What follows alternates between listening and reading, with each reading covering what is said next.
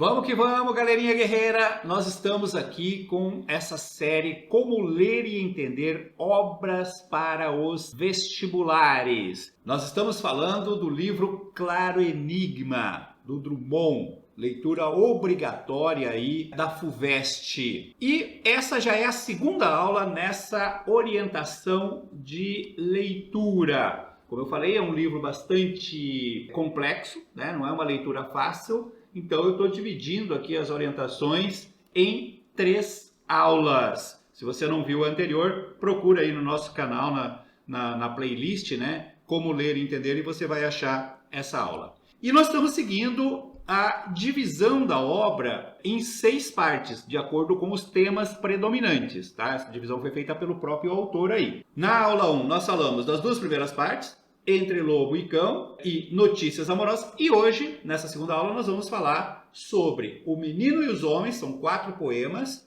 e a quarta parte, Selo de Minas, que são 4 poemas. Começando aí, então, pelo Menino e os Homens, tá? São 4 poemas que compõem essa parte. Nessa parte aqui, predominam poemas que são dedicados aos poetas mais velhos, né? Como, por exemplo, o Manuel Bandeira, o Mário Quintana. O Drummond sempre foi muito grato a esses poetas. Drummond, no modernismo, por exemplo, ele era o caçulinha, né? Ele era o mais jovem. Ele não participou da Semana da Arte Moderna exatamente porque ele tinha cerca de 20 anos, né? E não era de São Paulo também, era de Minas e tal. Mas logo depois ele se tornou o líder, né, do movimento modernista em Minas Gerais. E com isso ele começou a ter contato com os modernistas de uma forma geral, principalmente o Bandeira, mas o Mário de Andrade, o Oswald de Andrade e tal. E ele sempre demonstrou muita gratidão, né? Muito reconhecimento pelo que ele aprendeu com esses poetas aí, pela inspiração que esses poetas eram para ele. Então, essa terceira parte, né, esses poemas são dedicados a ele. E nós temos aqui um exemplo para chamar a atenção de vocês, para orientar a leitura de vocês, que é um fragmento do poema O Chamado. Olha só. Na rua escura, o velho poeta, lume, luz da minha mocidade, já não criava, simples criatura exposta aos ventos da cidade. E pergunto ao poeta, pergunto-lhe, numa esperança que não digo, para onde vai? Aqui Angra serena, aqui a Sárgada, aqui abrigo. Então observe que claramente a referência aqui, o velho poeta é Bandeira, né? Autor do famoso poema Passárgada, né? Vamos embora para Passárgada. Mas observe também que o poeta dirige-se ao Manuel Bandeira fazendo perguntas sobre o destino da própria poesia, do próprio fazer poético, né? Do próprio indivíduo, da própria existência. Então fica uma coisa meio autorreflexiva também, né? Quando ele pergunta, porque quando ele faz esses poemas, ele já está também numa fase de maturidade, né? Então, quando ele pergunta pro Bandeira para onde ele vai, é como se perguntasse a si mesmo, né? Para onde eu vou? Para onde vai a poesia? Para onde vai o lirismo aí, certo? Um outro fragmento que eu queria mostrar para vocês dessa terceira parte é esse fragmento do Quintana's Bar, né? Bar do Quintana.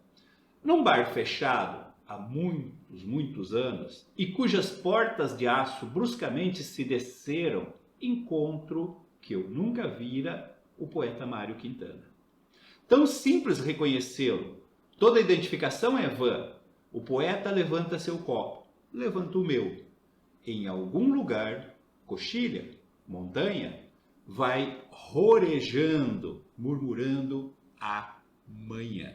Então, como eu falei para vocês, né, os poemas dessa parte, aí, O Menino e os Homens, são poemas que, ao mesmo tempo que mostram, né, o surgimento do indivíduo no mundo, o nascimento, né, o menino, nesse processo de aprendizagem, de conhecimento e tal, busca, né, a inspiração, a referência nos modelos que ele tem para a poesia, né, como é o caso aí que a gente viu o Manuel Bandeira e o Mário Quintana. E a quarta parte do livro tem por título Selo de Minas, tá? São 4 poemas também. E aí, o título é sugestivo, né? Você sabe que o Drummond é mineiro e muito apegado à sua história, né, mineira, a sua terra natal, né, a sua Itapira, as características do estado de Minas, né, do povo mineiro, do falar mineiro, isso aparece muito na sua poesia. Então, nessa quarta parte, nós temos essa ideia do poeta que se volta para sua terra natal, recuperando tanto imagens da sua infância, né, principalmente com a família, a referência à família, a fazenda do pai, ele fala muito a figura do pai também, quanto imagens típicas também da paisagem mineira, né, a história colonial de Minas, né, o passado, os seus edifícios seculares, a mineração em si, né, são temas frequentes nesses 4 poemas aí. Ao lado você tem um exemplo disso que eu estou comentando, ó. Fragmento do poema chamado Morte das Casas de Ouro Preto. Sobre o tempo, sobre a taipa, a chuva escorre, as paredes que viram morrer os homens, que viram fugir o ouro, que viram finar-se o reino, que viram, reviram, viram, já não veem, também morrem. E aqui eu queria chamar a atenção para um outro detalhe, gente. Nós temos também o livro Romanceiro da Inconfidência, né, que a gente vai comentar aqui também, na lista da FUVEST. E o Romanceiro da Inconfidência fala dessa Minas colonial, né, da época da Inconfidência Mineira.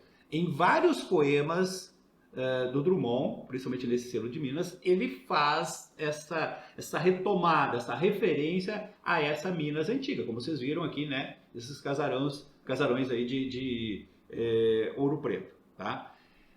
Há sempre a possibilidade de uma questão de intertextualidade. Uma outra coisa que ele fala muito são sobre o barroco mineiro, né? As imagens sacras, né, das igrejas mineiras ali, tá? Que também é uma característica que aparece lá, embora não seja um destaque, mas que aparece também no Romanceiro da Inconfidência, tá? Então, essa paisagem mineira, né, essa referência histórica à mineração, né, à escravidão que havia na época, na extração do ouro e tal, isso aparece em vários poemas aqui do Claro Enigma, assim como aparece lá no Romanceiro. Fica atento para uma possível questão nesse sentido.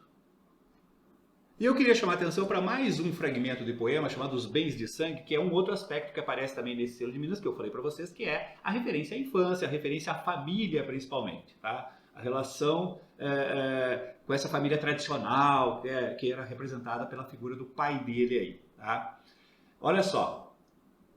Ó meu, ó nosso filho de 100 anos depois, que não sabes viver, nem conheces os bois pelos seus nomes tradicionais, nem suas cores marcadas em padrões eternos desde o Egito. Ó filho pobre e descorçoado e finito, ó inapto para as cavalhadas, que é uma manifestação religiosa, né, bem característica do interior, e os trabalhos brutais com a faca, o formão, o couro, aquele trabalho mais da fazenda mesmo, do interior. Ó tal como quiséramos, para a tristeza nossa e consumação das eras, para o fim de tudo que foi grande. Ó desejado, ó poeta de uma poesia que se furta e se expande, à maneira de um lago de pés e resíduos letais. És nosso fim natural e somos teu adubo, tua explicação e tua mais singela virtude. Então observe aquilo que eu falei para vocês, quer dizer, ele vai buscar, né, nesse ambiente familiar as referências da sua infância, né, que marcaram sua existência, que formaram o seu conhecimento de mundo, né, a sua compreensão de mundo, e ao mesmo tempo, né, declara que isso é justamente o adubo, né, para a produção poética, para a sua produção poética ali, tá? Então, dá uma olhadinha nesses 4 poemas aí que vale a pena também e presta bastante atenção nisso que eu falei, dessa possibilidade de uma relação com o Romanceiro da Inconfidência. Beleza? E se você quiser a análise completa desse livro aqui, assim como a análise completa de todas as obras da FUVEST e de outros vestibulares, é só você clicar no link que eu estou deixando aqui na descrição do vídeo e você vai para o curso completo, né? Que tem análise das obras, que tem exercícios, tem material em PDF e tem principalmente monitoria de dúvidas, né? Você está lendo o poema, está com dúvidas e tal, e você pode, através do Fale com o Professor lá, tirar as dúvidas até a data da prova. Beleza? Eu aguardo você na próxima aula, onde a gente vai concluir essa orientação sobre o Claro Enigma. Um abraço!